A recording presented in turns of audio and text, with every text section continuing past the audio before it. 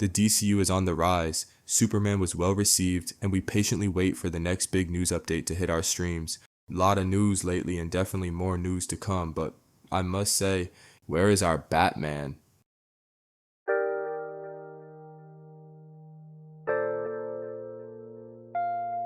If you aren't chronically online or in the know, you'd probably assume that Matt Reeves' Batman movie released in 2022 is in the same universe as the new Superman movie.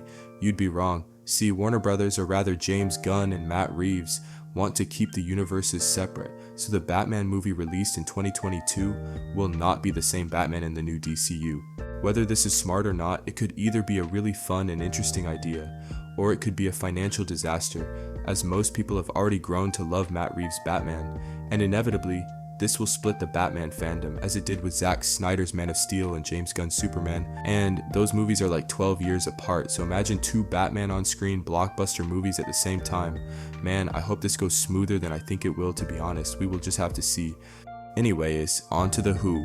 Who will be the new Batman?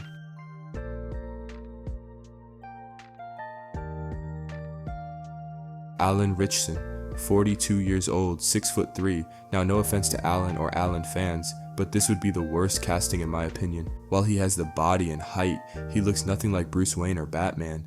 Not even close. He doesn't give Bruce Wayne at all, and I can't see him being Batman either, and I think he's too old. I get James wants to have Robin or whatever, but if that means Batman has to be in his 40s, which he doesn't, I don't want a Batman 10 years older than Superman. I grade this fan cast a D. Ironically, he'd play a good Aquaman, I feel.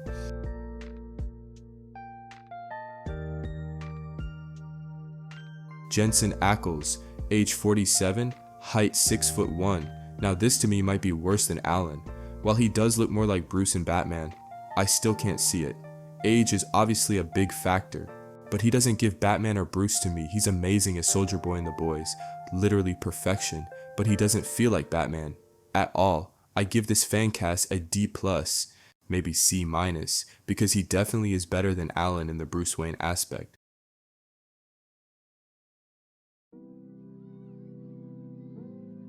Brandon Sklenar, age 35, height 6 feet 2 inches. This guy, he's a very popular fan cast also, and I must say, he could be great. I don't know much about his acting. Not that Batman needs to be played by an Oscar-level actor or something, but depends on the story. He looks a lot like Bruce Wayne to me with no facial hair.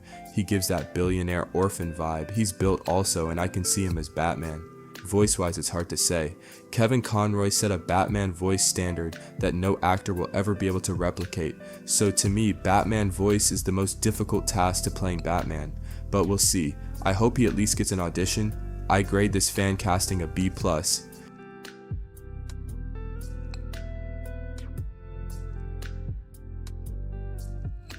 Nate Mann, age apparently 26 to 29, height apparently 5 feet 11. He's not a very well-known actor, which seems to be the route DC wants to go. I must say, he does look a lot like Bruce, and I can definitely see him as Batman, and if I'm being completely honest, he looks a lot like David, which is good in my eyes, as Batman and Superman canonically look similar and have even switched costumes with each other. Nate does give brooding and dark-like vibes. Also, one of the most important things, the voice. Nate's voice is literal perfection. He honestly, with all due respect to the GOAT, he sounds a lot like Kevin Conroy to me. His voice definitely gives that deepness and serious tone. When I first saw that script, and I just discovered, who is this guy? I just kept asking, who is this guy? Where's and just went so deep into his world and was really blown away by him. And that's stuff that still sort of like sticks around with me. But I had watched Band of Brothers as a kid, right? And of course in the Pacific. And those things, were I think they're formative to a lot of guys on this. Honestly, I didn't think anyone could surpass Robert Pattinson's Batman, but Nate might be able to do it with a good script. Same with Brandon. I think out of the fan castings I listed today, those two are the only ones I think would actually do the role justice. With that being said, Nate Mann, fan cast grade, I'd go B+ to maybe an A-. I can't see the fan castings getting better than these two, honestly. Now if they are cast, well who knows, if I had to make a guess I'd say probably not. Only because the popularity of the two, more so Brandon, as he is the most popular fan cast so far. But David Cornswet was a popular fan cast also at one point, and now he is the greatest Superman of all time, so I hope they at least get an audition. DC Studios, James Gunn specifically, needs to make sure this Batman is absolute perfection. Because although I don't think this way, and I hate that this will inevitably be the case, but whoever is cast, whoever is directing or writing the script, will ultimately be competing with Matt Reeves and Robert Pattinson's Batman, unfortunately. Now let's talk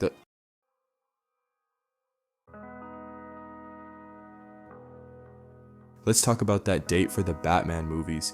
At the moment, Matt Reeves' The Batman Part 2 is scheduled to be released in October of 2027, a whopping 2 years away.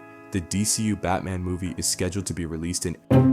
At this moment, there's no date for the DCU Batman movie, not even an official time frame, though some suggest it could come around 2028. I'm here to tell you that that will absolutely not happen. There is no way they release a separate universe Batman movie a year after Matt Reeves' Batman movie. Not even a year since the Batman Part 2 will still be in theaters in early 2028. James Gunn said this himself. Look, we've had this conversation before, but I'm going to bring up the Batman DCU stuff again. So obviously Brave and the Bold we know is being written, and the DCU Batman is still intended to be a different Batman than Rob. I guess my question is timeline wise, how does this work? Is there, I presume you wouldn't want to release Brave and Bold and the Batman 2 in the same calendar year. It starts to get a little confusing, or no, you tell me. I mean, to have two Batman running around at the same time. Probably not. But yeah, probably not. No. Okay. Probably not the same calendar year. Yeah. Is Brave and Bold when you think we'll see that Batman for the first time? So obviously not 2026, obviously not 2027, and obviously not 2028, leaving 2029 as the earliest we get a DCU Batman movie, a whopping 4 years away from right now. 4 years. Now I'm a patient guy. I really am. I've waited 12 years for a new Superman movie. Hell, I've waited 12 years for a new GTA game, but 4 years until we get an in-universe Batman movie is kind of crazy. But it's not James Gunn's fault or Warner Brothers. The Batman was released in 2022 and obviously was widely loved and successful. The Batman was never meant to be part of another universe, and James Gunn wasn't expected to be the CEO of DC Studios, so I understand. It's hard. James Gunn also previously said that Batman is his most difficult character to get right. It's obvious this is due to Matt Reeves' Batman, but I think a big problem is the date. As fans, we want more content. 2 Batman? Awesome. But WB and James Gunn have to consider the business side. The fact is, 2 Batman at the same time is going to be a problem. So the date they choose has to make sense. It has to be right. Also, the fact that superhero fatigue has sort of settled in. Just a little bit. Obviously, movies like Spider-Man 4, which is going to be amazing, and Avengers Doomsday will make bank. But the superhero genre is not in the best place right now, even as successful as Superman is. 5 years ago, this movie would have made bank. As a fan, box office numbers don't truly mean that much to me, as the DCU was going to continue no matter what Superman made. But from a business perspective, you'd imagine how difficult it must be to have 2 Batmen at the same time, especially when one of those Batman is a fan favorite and already a financial success and critically acclaimed. I don't envy James Gunn's position, besides the millions of dollars in making your dream movies. So I'd expect the DCU Batman movie to come out no earlier than 2029, which is absolutely insane. I just want to see Batman meet Superman. BVS doesn't count. Even though I like that movie, I prefer my favorite Superman and favorite Batman to team up. Perhaps that will be the next movie, though I doubt it. There are theories that Batman will be in the Clayface movie releasing next year, though I doubt that. Batman is the biggest DC character and the most anticipated character. If he was showing up in Clayface, there's no way they'd be able to keep that a secret. But technically, Marvel kept Andrew and Toby roles a secret, though everyone already knew it was happening. And there was that leaked picture, but at the time nobody really believed it. But hopefully we see Batman sooner rather than later, though it's looking unlikely. As for the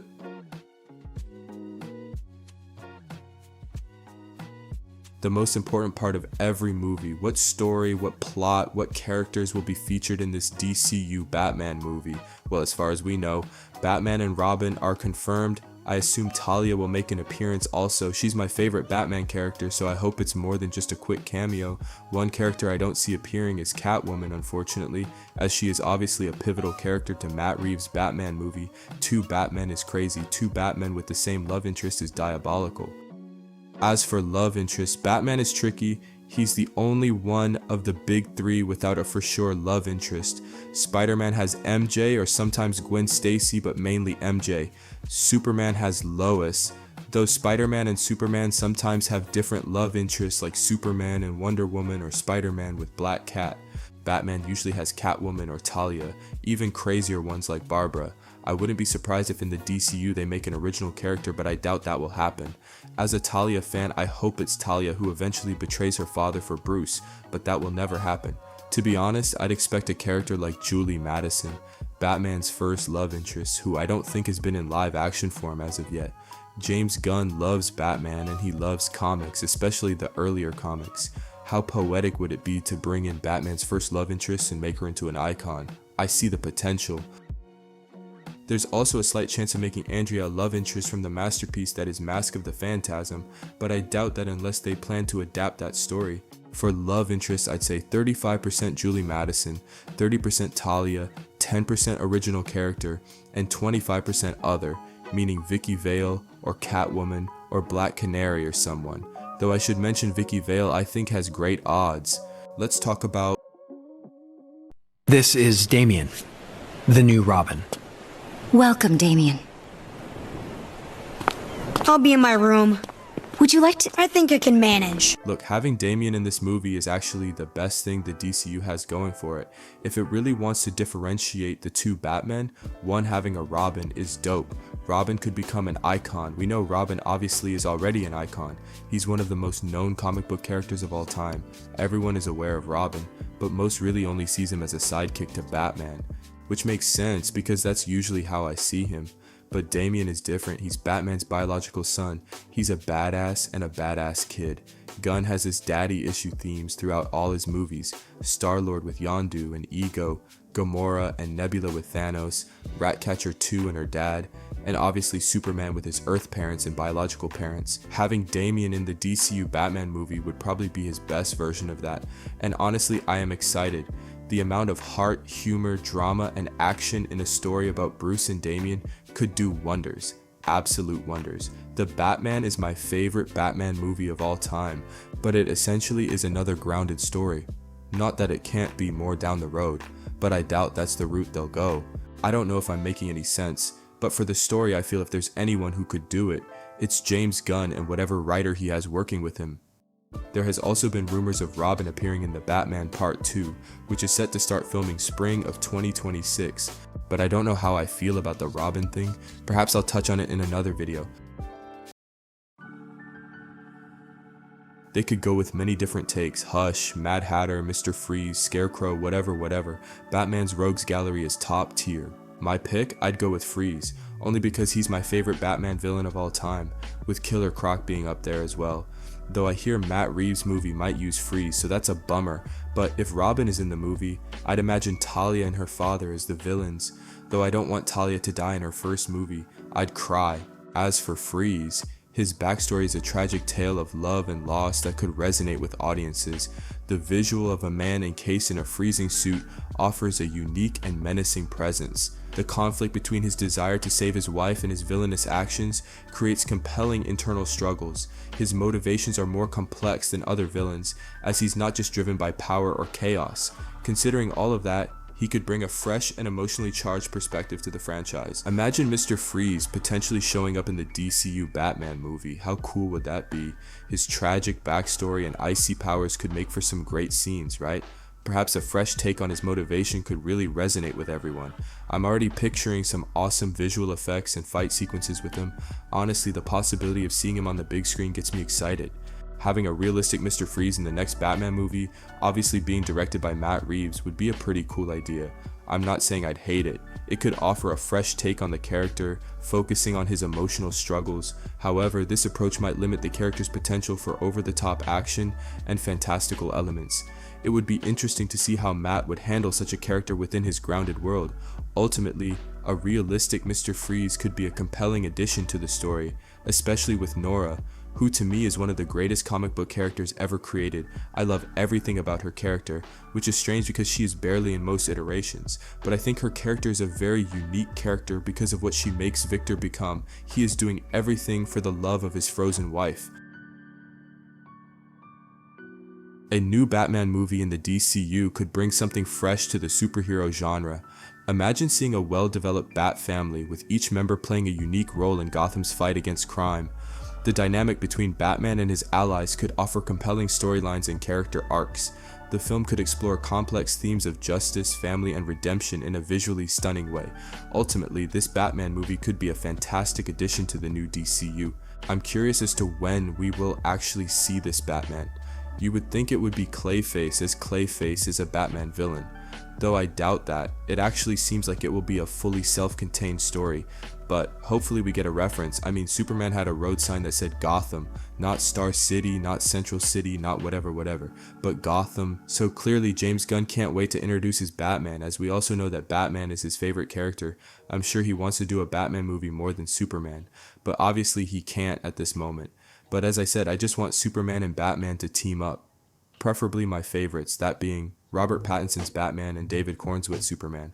But the only way that'll happen is if they decide to merge. But that's never gonna happen. That's never gonna happen. That's never gonna happen. That's never gonna happen. That's never gonna happen.